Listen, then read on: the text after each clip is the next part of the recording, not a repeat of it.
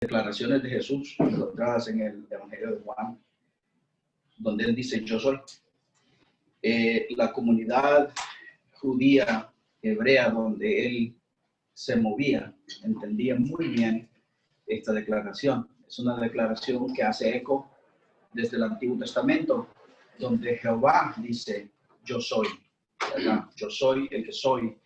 Entonces, cuando Jesús hace esta declaración de yo soy, él básicamente está reclamando deidad, está diciendo yo soy Dios, ¿verdad? Yo soy el supremo, yo soy el eterno, yo soy el todopoderoso.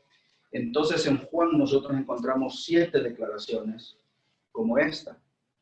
Hoy a nosotros nos toca ver la número 6, ¿verdad? La número 6, donde vamos a encontrar a Jesús diciendo yo soy el camino, la verdad y la vida. ¿Alguna vez usted se ha sentido decepcionado? ¿Alguna vez usted contaba con una promesa y usted estaba seguro que esa promesa se iba a cumplir y se llevó una gran decepción al ver que esa promesa no se cumplió? ¿Alguna vez usted se aferró de algo y ese algo se le escapó? Pudiera ser el caso de un niño que su padre lo abandona. Este niño sufre un conjunto de sentimientos, de pena, de dolor, de defraudación, de traición, de abandono. Un montón de sentimientos, todos negativos acerca de lo que le acaba de pasar. En este pasaje que nosotros vamos a ver, hermanos, encontramos a los discípulos de esa manera. Este evento que vamos a estudiar hoy sucede en la tarde-noche del jueves, un día antes de que Jesús es crucificado. Es una noche fatídica. Esta noche la abarca desde el capítulo 13, 14, 15 y 16 de Juan. Es una serie de eventos, todos ellos indicando una sola verdad. Jesús se va. Y Jesús ha venido diciendo esto desde capítulos anteriores. Me voy a ir. Voy a ir a Jerusalén. Voy a ser entregado en manos de pecadores. Me van a arrestar. Me van a crucificar. Me voy a morir. Voy a resucitar al tercer día y después me voy a ir. Me voy a ir. Me voy a ir. Pero los discípulos, hermanos, han estado escuchando estas palabras de Jesús en repetidas ocasiones, pero no captan la verdad del evento. Como que no caen en la realidad de lo que va a suceder. Sucede lo mismo con nosotros cuando se nos muere un ser querido. Nosotros sabemos que se ha muerto, pero nos parece que es mentira lo que ha sucedido. Nos parece que es un mal sueño, especialmente cuando se nos muere en otro lugar y nosotros no estamos ahí. Y nosotros pensamos y sentimos que si nosotros visitamos ese lugar donde esta persona vivía, lo vamos a volver a ver. Esto era el sentimiento de los discípulos. Ellos estaban consternados con la realidad de que Jesús se iba. Acuérdense ustedes, hermanos, que los discípulos, varios de ellos incluso dijeron, hemos dejado todo por seguirte a ti. Entonces, yo quiero que nos pongamos en esta mañana en los zapatos de los discípulos. Pongámonos en lugar de ellos para que los podamos entender un poquito mejor. Jesús viene personalmente y llama a este grupo de hombres. Y este grupo de hombres comparte con Jesús día y noche por 3 años, por lo menos. Día y noche Él les enseña, los instruye, los discipula y les promete un reino donde ellos van a ayudar a gobernar. Entonces, esta idea va creciendo en sus mentes y ellos van haciéndose de la idea de que ellos van a reinar con Jesús. En capítulos anteriores incluso vemos a uno de los discípulos decir, Señor, concédenos que en tu reino yo me sienta a tu derecha y mi hermano se sienta a tu izquierda. Se sienta a tu izquierda. Y están en ese debate. O sea, ellos están haciendo de la idea de que esto va a suceder aquí y ahora. De repente Jesús comienza a decirles, me voy. Y donde yo voy, ustedes no pueden venir. Ahí llega un sentimiento de abandono. Y ellos se consternan, y ellos se preocupan, y ellos se abaten, y ellos se quedan cabizbajos, y ellos se sienten defraudados. ¿Cómo es eso? ¿Cómo es eso que te vas? ¿Y cómo es eso que donde tú vas, nosotros no podemos ir? Entonces Jesús toma aquí el lugar y la posición que a él le corresponde. La posición de Dios, la posición de confortador, la posición de alguien que anima, de alguien que fortalece, de alguien que reasegura. Y comenzamos en el versículo 1 del capítulo 14 de Juan, donde Jesús le dice, el punto número 1 sería la petición de Jesús para ellos. No se turbe vuestro corazón. ¿Creéis en Dios? Creed también en mí. Este versículo lo pudiéramos nosotros interpretar de varias formas, que dirían exactamente lo mismo. Por ejemplo, no se turbe vuestro corazón. ¿Verdad que ustedes creen en Dios? Así como creen en Dios, crean también en mí. Pudiéramos también traducirlo de esta manera. Dejen de preocuparse. Porque ustedes creen en Dios. Y como ustedes creen en Dios, crean también en mí. Este versículo está haciendo un montón de enseñanzas a la misma vez. En primer lugar, vemos a Jesús, hermanos, en una posición solitaria, en una posición de abandono. A Jesús nadie se le acerca y lo abraza. A Jesús nadie le da ánimos. A Jesús nadie lo agarra de la mano y le dice, sabemos lo que está a punto de sucederte y estamos contigo. Al contrario, la Biblia dice que todos iban a dispersar, todos lo iban a abandonar, incluso dentro del mismo grupo había uno que lo iba a traicionar. Entonces Jesús aquí está en una posición de abandono, él está solo, él está totalmente solo, con él no hay nadie. Y los discípulos consternados pensando solamente en ellos, en lo que les va a pasar a ellos, en cómo se sienten ellos, pero nadie se interesa en cómo se siente Jesús. Pero en el capítulo 50 del libro de Isaías, la Biblia dice, Dios me ha dado sus palabras de sabiduría para que yo sepa consolar a los fatigados.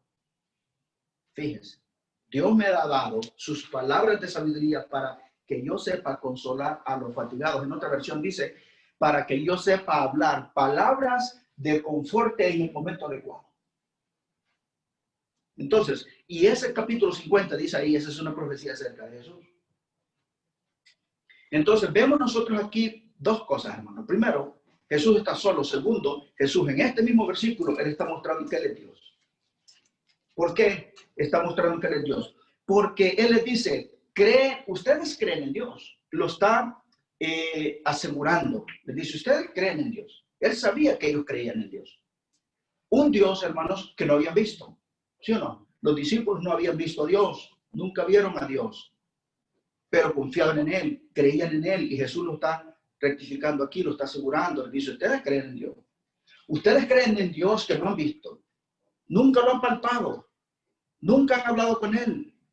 Crean en mí. A mí me han visto. A mí me han tocado. Han hablado conmigo. Han estado conmigo. Pero viene el momento cuando yo ya no voy a estar con ustedes. Y cuando yo no esté con ustedes, me convierto igual al Dios del Antiguo Testamento, en el cual ustedes han creído sin haberlo visto. Ahora van a creer en mí cuando ya no me vean. Crean en mí, así como han creído en Dios.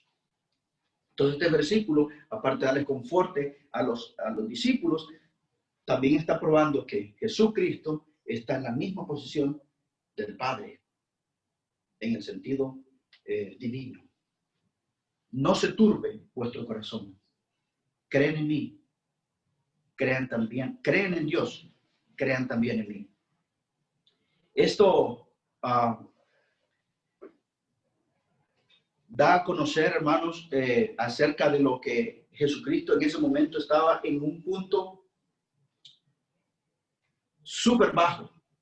Y Pablo lo describe de esta manera, dice acerca de Jesús, el cual siendo, dice, en forma de Dios, o sea, siendo igual a Dios, no estimó el ser igual a Dios como cosa a que aferrarse, sino que se despojó a sí mismo, tomando forma de siervo, hecho semejante a los hombres, y estando en condición de hombre, se humilló a sí mismo, haciéndose obediente hasta la muerte y muerte de cruz.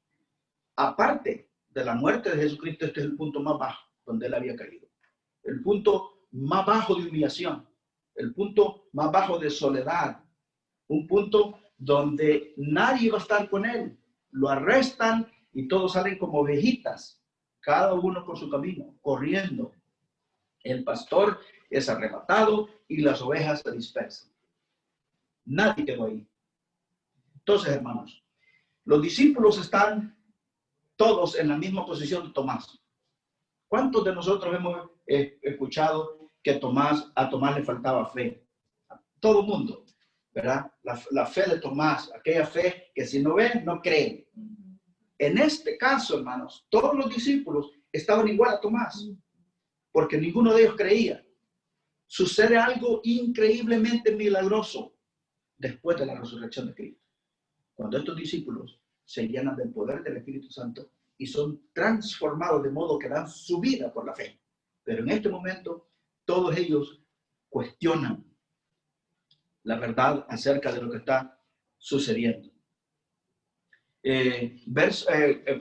Pedro, lo dice de esta manera: ustedes aman a Jesucristo, hablándonos a nosotros, no a los discípulos, sino los que hemos creído por el mensaje de los discípulos. Dice, ustedes aman a Jesucristo a pesar de que nunca lo han visto. Aunque ahora no lo ven, confían en él y se gozan con una alegría gloriosa e indescriptible. ¿Qué sucede, hermano? Sucede la resurrección. Después de la resurrección todo el mundo se transforma. Viene algo increíblemente grande, y esto lo vamos a ver más adelante, en los cristianos, que los hace ver o los hace ser más fuertes y con convicciones más seguras, ¿verdad? Nosotros, hermanos, tenemos que tener mucha fe. Tenemos que tener muchas convicciones. Escuche bien, van a venir todo tipo de cosas y eventos y sucesos a nuestra vida. Nosotros debemos de estar firmes en quiénes somos, en quién confiamos y en quién hemos creído. Hoy vamos a ver nosotros aquí lo importante que es la fe en Jesucristo con respecto a la vida eterna. No hay nada más importante. Escuchen bien, hay muchas doctrinas teológicas y hay muchos misterios en la Biblia y hay muchas cosas que aprender. Pero lo más importante en la Biblia es aprender que la única salvación y el único camino al cielo es por medio de Jesucristo. Si nosotros sabemos y creemos eso, todo lo demás es añadidura. Todo lo demás pasa a segundo plano. Que si yo no me sé cuántos libros hay en la Biblia, no importa. Que si yo no sé cuántos capítulos tiene Salmos, no importa. Que si yo no sé muchas cosas doctrinales de la Biblia, no importa. Pero si yo creo que Jesucristo es el Hijo de Dios, que vino a este mundo, dio su vida por mí, se entregó en mi lugar, derramó su sangre en la cruz, murió pero que al tercer día resucitó y ahora está sentado a la diestra del Padre, si yo creo eso en mi corazón, yo tengo la vida eterna. ¿Verdad? Eso es lo más importante de todo. Entonces, él dice ahí, no se turbe vuestro corazón. ¿Crees en Dios? ¿Creéis en Dios? Creed también en mí. Esta palabra, no se turbe vuestro corazón, viene desde el Antiguo Testamento. Y Jesucristo tenía una expresión que la usó a menudo durante todo su ministerio. Y él decía, no teman, no teman, no teman. Ahora que yo estoy en la edad en que estoy y he experimentado ya muchas cosas, voy entendiendo mejor lo que esto significa. El temor es algo que nos acompaña. El temor es algo que nos asedia. El temor es algo que nos sigue. El temor es algo que nos busca. El arma, una de las armas más poderosas del enemigo, es infundirnos temor para hacernos dudar. Pero Jesucristo dice, no teman. Y al final de este libro dice, he aquí, yo estaré con vosotros todos los días hasta el fin. Tenemos nosotros promesa de que Dios está con nosotros. Punto número 2, la promesa. La promesa. Verso 2 de Juan 14 dice, en la casa de mi Padre muchas moradas hay. Si así no fuera, yo os lo hubiera dicho. Voy pues a preparar lugar para vosotros. Verso 3, y si me fuere y os prepararé lugar, vendré otra vez y os tomaré a mí mismo, para que donde yo estoy, vosotros también estéis. Nos detenemos ahí. Esta es la promesa. La promesa. Entonces, en la promesa, Jesús dice, en la casa de mi Padre muchas moradas hay. Y luego él agrega algo que hasta cierto punto parece innecesario. Si así no fuera, yo lo hubiera dicho. Jesucristo está diciendo aquí, miren, en la casa de mi Padre hay mucho lugar para todos ustedes. Si los discípulos estuvieran claros en su fe y estuvieran al 100 en su confianza, Jesucristo no hubiera tenido necesidad de decirles, si así no fuera, yo os lo hubiera dicho. Él sabe que ellos no creen todavía todo. Él sabe que ellos están llenos de incertidumbre. Él sabe que a ellos les falta todavía. Hermanos, los discípulos ahorita están como en shock. Los discípulos ahorita están en un estado indiferente hasta cierto punto acerca de las cosas que Jesús está hablando. Todo lo que ellos están pensando ahorita es, como dicen en Puerto Rico, se nos cayó la carpa, ¿verdad? Todo lo que nosotros habíamos edificado está colapsando. Se está cayendo. ¿Dónde están los planes? ¿A dónde van los planes que nosotros nos habíamos trazado? ¿Por qué valió la pena haber abandonado nuestra familia? Por un propósito, por una carrera junto al maestro, por un ministerio que de repente llega al final. Él se va. Hermanos, hasta ese momento los discípulos no podían hacer nada sin Jesús. La Biblia dice, relata con anterioridad a esto, que dice, en una ocasión los discípulos estuvieron orando por un endemoniado y no lo pudieron sacar al demonio, del enfermo. Y llegaron con Jesús y le dijeron, hemos orado y no lo pudimos sacar. Y se lo trajeron a Jesús y Jesús lo liberó y les dijo, hombres de poca fe, no creen. Y en repetidas ocasiones les dijo, hombres de poca fe. ¿Por qué les dijo hombres de poca fe? Porque casi no tenían fe, tenían poquita fe. Ahí estaban los discípulos. Ahí estaban, en esa situación estaban. Entonces por eso les dice, si así no fuera, yo os lo hubiera dicho. Cuando Jesús habla Jesús habla la verdad. Jesús siempre habla la verdad. Lo que pasa es que muchas veces las verdades de Jesús caen en corazones dudosos, en oídos que no creen totalmente. Yo los hubiera dicho, pues, voy pues a preparar lugar para vosotros. Esta es la promesa. ¿Qué promesa? Y si me fuere y os preparara el lugar, vendré otra vez y os tomaré a mí mismo, para que donde yo esté, vosotros también estéis. Que esta promesa es promesa futura. Jesús dice, me voy, lo dejo. Pero fíjense que no los deja solos. Les dice, me voy, los dejo, pero no los dejo solos. Más adelante, no lo vamos a estudiar hoy, pero les dice, voy a mandar al Consolador. La palabra Paracletos, abogado, alguien que aboga por ustedes. El Espíritu Santo va a venir y va a vivir con ustedes. En el Antiguo Testamento, los hombres de fe creían en un Dios. Ciertamente, hasta cierto punto, un Dios lejano, que tenía una relación con ellos.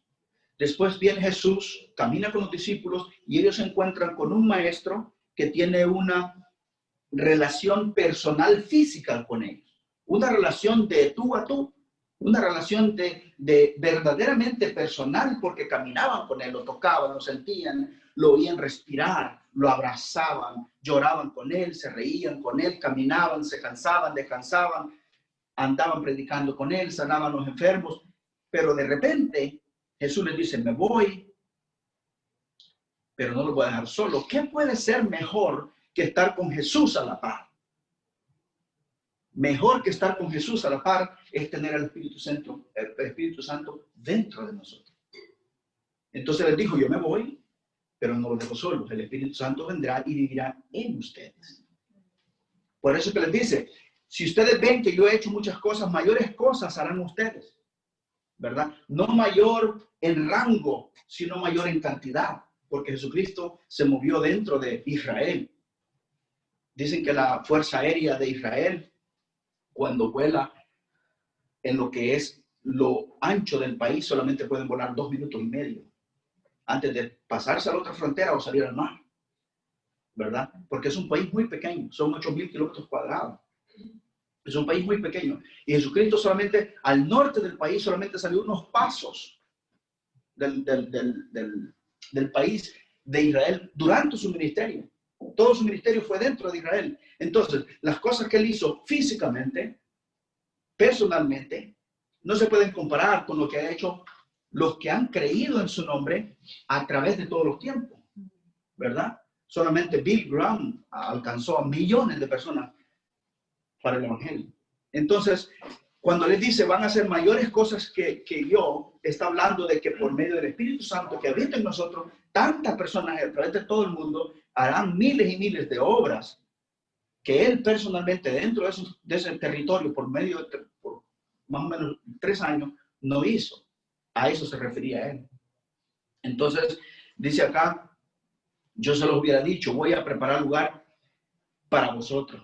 Entonces, nosotros sabemos, hermanos, que como cristianos nosotros tenemos esa esperanza. Aquí está hablando él de regresar otra vez. Pero también el que muere antes de que Cristo regrese, pasa a este lugar, a ese lugar que ha sido preparado por Dios. Dice, en la casa de mi Padre.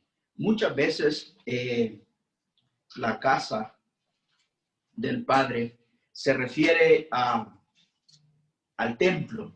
¿Se acuerdan ustedes al principio del ministerio de Jesús? Al principio del ministerio de Jesús, Jesús llegó y limpió el templo, ¿verdad? Y dijo, no quiero que hagan de la casa de mi Padre un mercado, un lugar de negocios. Y les tiró las mesas y espantó a los animales y dejó ir las palomas y sacó a los vendedores de ahí a latigazos. Hebreos dice, por esta razón el tabernáculo y todo lo que en él había, que eran copias de las cosas del cielo, debían ser purificados mediante la sangre de animales. Pero las cosas verdaderas del cielo debían ser purificadas mediante sacrificios superiores a la sangre de animales. Quiere decir, Hebreos aquí, que las cosas que se refieren a lo eterno solo son copias. El templo que Jesús limpia era solamente una copia, algo figurativo de la casa de su Padre. La casa de su Padre es el cielo, no es un templo. Acuérdense que Jesús lo limpia al principio del ministerio, al final del ministerio lo vuelve a limpiar otra vez. El año 70 después de Cristo llegan los romanos y destruyen el templo. Y Dios no permite que se vuelva a construir el templo. La copia del templo ya no existe. Pero la casa del Padre, esa sí existe porque es en el cielo. Leí esto, dice, pero esa adoración se había vuelto apóstata, fue pervertido, fue corrompido el templo, era una empresa criminal, era una cueva de ladrones. Y él, hablando de Jesús, hablando de Dios, envió a su hijo al comienzo de su ministerio para atacarlo. Y luego envió a su hijo al final de su ministerio para atacarlo nuevamente. Y luego los romanos en el año 70 lo rompieron en pedazos y ahora incluso hoy, hasta ahora, no hay ninguna copia terrenal. Entonces, cuando nuestro Señor Jesucristo dice, en la casa de mi Padre, no está hablando de la copia, está hablando del cielo como su propia casa. Y esto también es muy interesante. A veces el cielo se llama país por su inmensidad. A veces al cielo se le llama ciudad por sus habitantes. A veces se le llama reino por su gobernante y la orden que hay. A veces se le llama paraíso por su belleza. Y a veces se le llama casa por su familia. Pero lo más importante que se le llama es la casa del Padre. Ese es el cielo. Y cuando él dice, en la casa de mi Padre, muchas moradas hay. ¿Se ha fijado, hermano, o tal vez usted escuchó alguna vez, nosotros que nos hemos crecido en la iglesia, escuchamos historias desde niños, yo escuchaba historias donde decía que dependiendo del cristiano que usted fuera, así era la casa que iba a heredar en el cielo. Hay personas que van a heredar una mansión, ¿verdad? Por todas las cosas que ha hecho aquí en la tierra. Otras personas, como solamente han sido cristianitos, que llegan a la iglesia y se sientan ahí, no le hacen nada a nadie y no hacen nada por nadie, esos van a tener una casita allá afuera de la ciudad, hecha de tablitas, pero está en el cielo, ¿verdad? Pero está en el cielo. La Biblia dice que en el cielo hay una casa del Padre con muchas habitaciones. Entonces, la dirección del cielo está bien fácil. Solamente tiene una casa. Todos viven en esa casa, ¿verdad? Ahora, Apocalipsis dice, cuando se midió, se dio cuenta de que era cuadrada. Esto habla de la capital del cielo, la ciudad santa, ¿ok? Que era cuadrada y que medía lo mismo de ancho que lo mismo de largo. Dice, en realidad medía 2.220 kilómetros de largo, lo mismo de alto, lo mismo de ancho. Esto,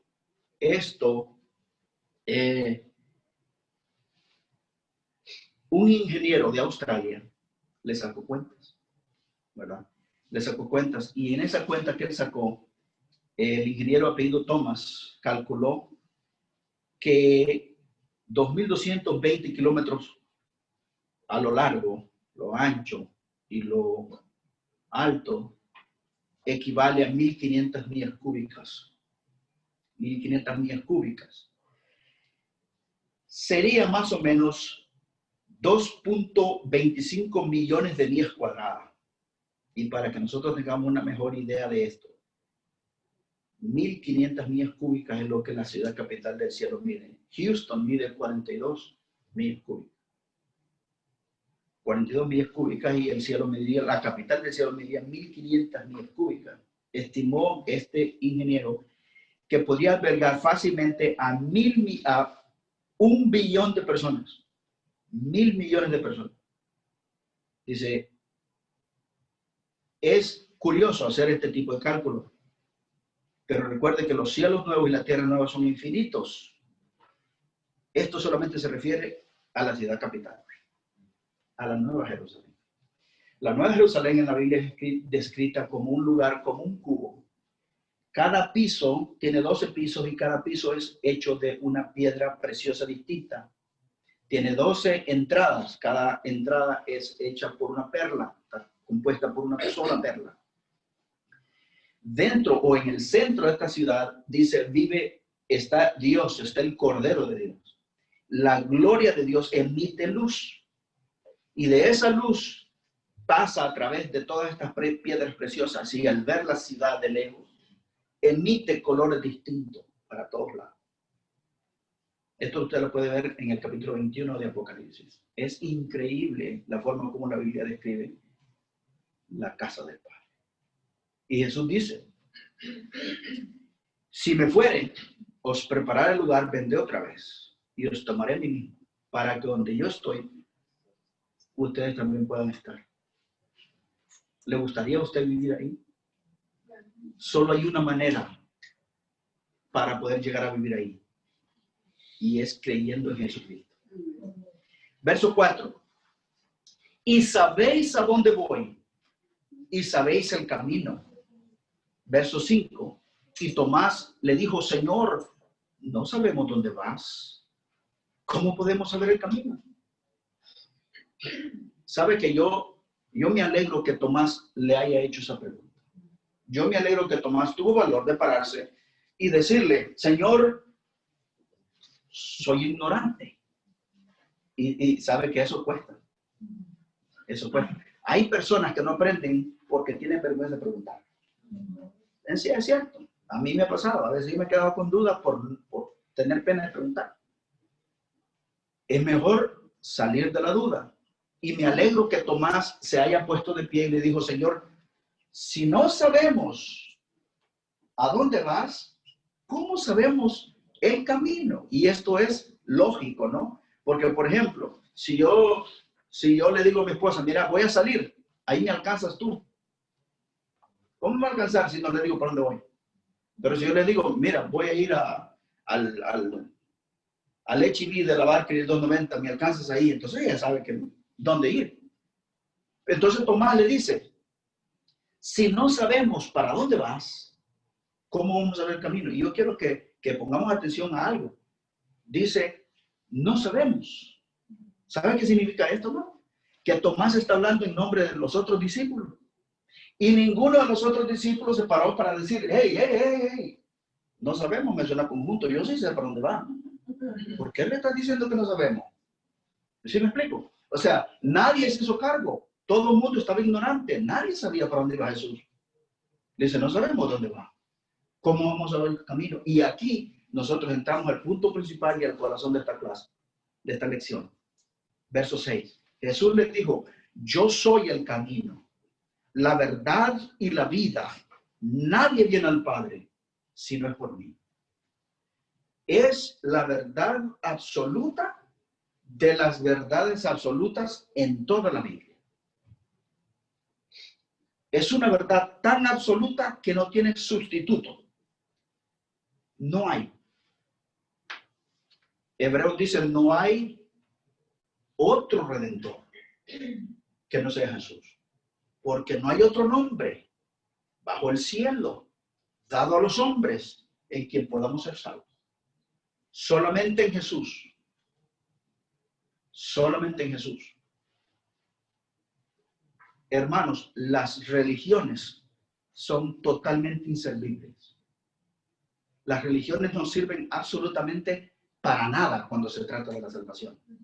Porque las religiones lo único que logran es mantener a la gente distraída mientras se pierden. Porque toda religión lo que hace es enseñarle a sus adeptos a hacer un esfuerzo por alcanzar la salvación. Pero el cristianismo nos enseña a nosotros que Cristo hizo el sacrificio que nos lleva a nosotros a la salvación. Y no hay nada que nosotros podamos hacer. Pero el hombre está tan corrupto, el hombre está tan pervertido y el hombre está tan lleno de sí mismo que no logra entender que la única forma de ser salvo es a través de la fe en el sacrificio que Cristo hizo en la cruz del Calvario. Y el hombre lleno de sí mismo camina por esta tierra haciendo obras que según él lo están salvando. Y el hombre se llena de sí mismo y trata de hacer un esfuerzo personal y humano para lograr la salvación. Y Jesucristo se para como un fundador de una fe distinta, como un cabecilla de una fe diferente. Y él se eleva sobre todo tipo de religión y dice: yo soy el camino, la verdad y la vida. Y nadie es salvo si no cree en mí. Hay personas ahora en día que se han inventado un montón de caminos. Por ejemplo, hay personas, yo he escuchado personas que dicen que hay gente viviendo en lugares remotos que nunca han escuchado el nombre de Jesús. Y como nunca han escuchado el nombre de Jesús, pero como ellos no tienen culpa porque nadie les ha dicho, entonces Dios en su misericordia los va a salvar. Pero aquí Jesucristo dice que nadie viene al Padre si no es por él.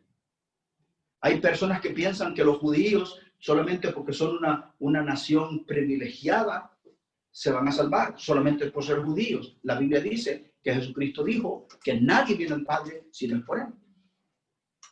Escuchamos nosotros dichos populares como aquel que dice: todos los caminos llevan a Roma, ¿verdad? No importa qué fe tú tengas, con solo que creas en Dios, tú te salvas. No, hermanos, solamente creyendo en el nombre de Jesucristo podemos ser salvos. No hay otra forma, no hay otra manera. Escuche bien, esto se explica de una forma muy fácil. ¿Quién fue el que murió por nosotros en la cruz del Calvario para pagar por nuestros pecados? Jesús. Por consiguiente, solamente por medio de él y el sacrificio que él hizo en la cruz del Calvario podemos lograr la salvación. No hay otra forma. Cuando Jesucristo está colgando en la cruz, Jesucristo dice: consumado es. Esto significa el sacrificio que yo estoy haciendo es perfecto. No necesita agregársele nada más. Lo que yo he hecho es suficiente. Cuando nosotros tomamos nuestra fe y le agregamos obras, nosotros estamos restando la importancia del sacrificio que Cristo hizo. Está bien que el cristiano tenga buenas obras, porque debería producir buenas obras por medio de su fe verdadera. Pero las obras que el cristiano hace no agregan a la salvación que ya posee. La salvación es por fe en el sacrificio de Cristo solamente. No hay absolutamente nada que yo le pueda agregar a la salvación que Cristo ofrece por medio de su sacrificio en la cruz. Por eso dice: yo soy el camino, la verdad y la vida. Confucio dijo: ¿qué es la verdad? Buda dijo: no sé cuál es la verdad. Jesucristo dice: yo soy la verdad. Él no dice: yo tengo la verdad, dice: yo soy la verdad. Y yo soy el camino. Y yo soy la vida. Entonces vemos nosotros que esta promesa de que Jesucristo da es una promesa importante. Y es la única promesa que tiene validez. Y es la promesa más importante que nosotros podemos recibir. ¿Sabéis a dónde voy y sabéis el camino? Tomás le dijo: no sabemos a dónde vas. ¿Cómo pues podemos saber el camino? Más adelante Jesucristo le dice: Tomás, tanto tiempo tengo de estar con ustedes y no me conoces. Porque Jesucristo le dijo, se comparó con el Padre. Y Tomás le dice: muéstranos al Padre y nos basta. Jesús le dice: tanto tiempo tengo de estar con ustedes y me dice: muéstranos al Padre. El Padre y yo, uno somos. Vuelve Jesús a reclamar deidad, divinidad, a decir: yo soy Dios. Verso 7 para cerrar: si me conocierais, también a mi Padre conocerías, y desde ahora le conocéis y le habéis visto. Eso es la provisión.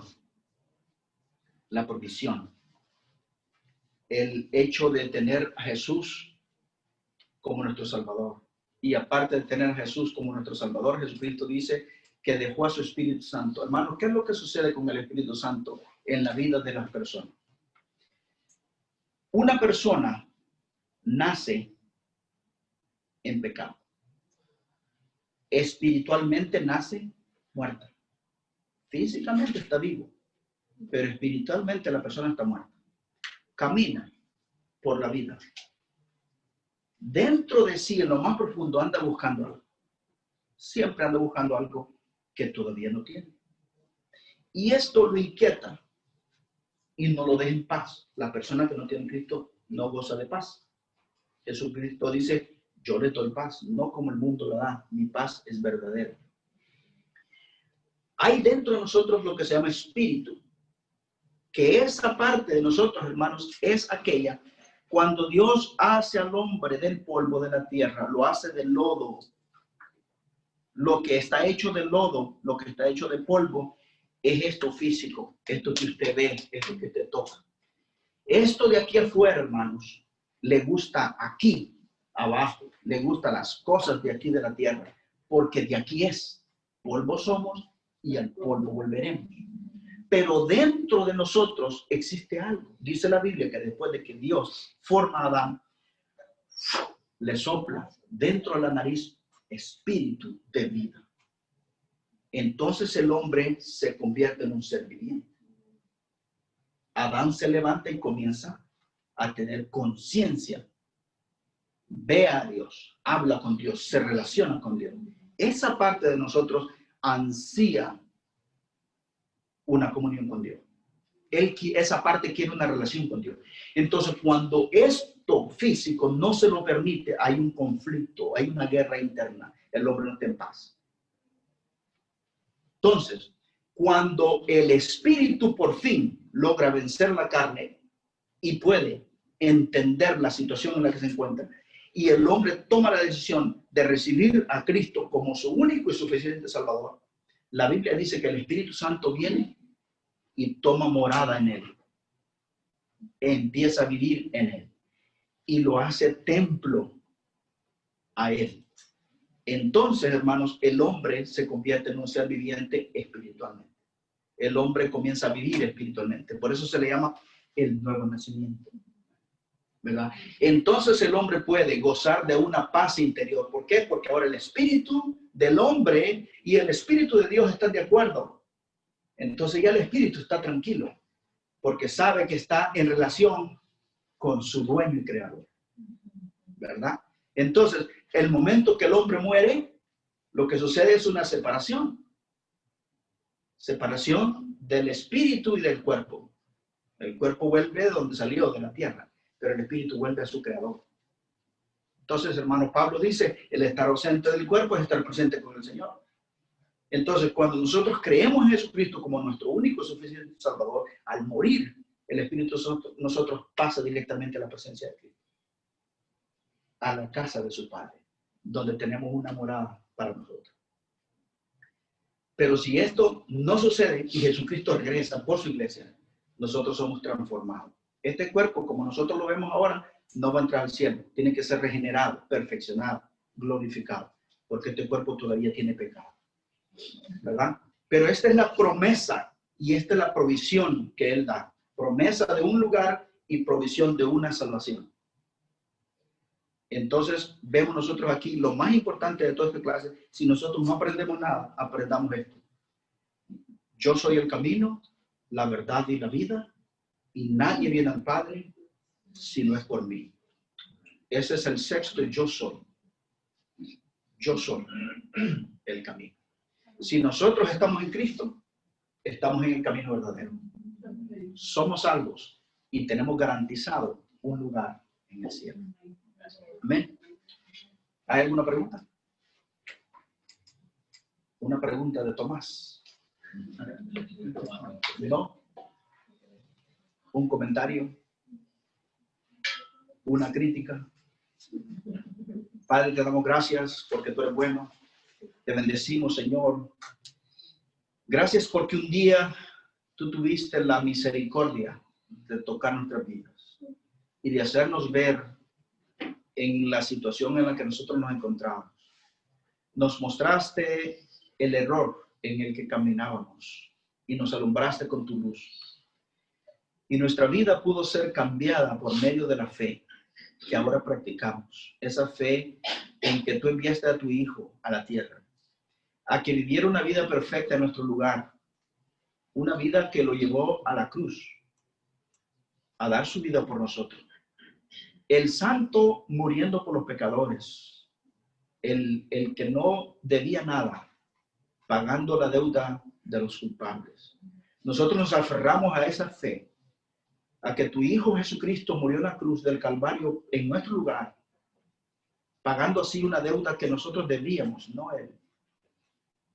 Y que al tercer día no solamente vence la muerte, sino que vence la tumba. Y es levantado entre los muertos. De esa forma nos garantiza vida eterna. Y nosotros nos aferramos a su victoria, para nosotros también convertirnos en victoriosos. Y nosotros nos agarramos de esa fe eterna que nos garantiza una vida en el cielo. Padre, te damos gracias por tu Hijo Jesucristo. Jesucristo, te damos gracias por tu sacrificio. Y Espíritu Santo, te damos gracias porque vives en nosotros y nos guías a cada paso, cada día, a la verdad y a la justicia. Te damos gracias, Padre, por tu amor, por tu bondad y por tu misericordia. Te agradecemos por la salvación. Te agradecemos porque un día nos hiciste claro cuál era el camino. Gracias, Padre, porque nos mostraste a tu Hijo. Gracias, Señor, porque tú eres bueno. Te bendecimos y te glorificamos. Y ahora caminamos en esta vida sabiendo que si algo nos pasa, pasamos a tu presencia. Pero que si tú regresas, nos llevas contigo, porque somos hijos tuyos, comprados con la sangre preciosa de Cristo. Te damos gracias y te bendecimos en el nombre poderoso de tu Hijo amado. Amén.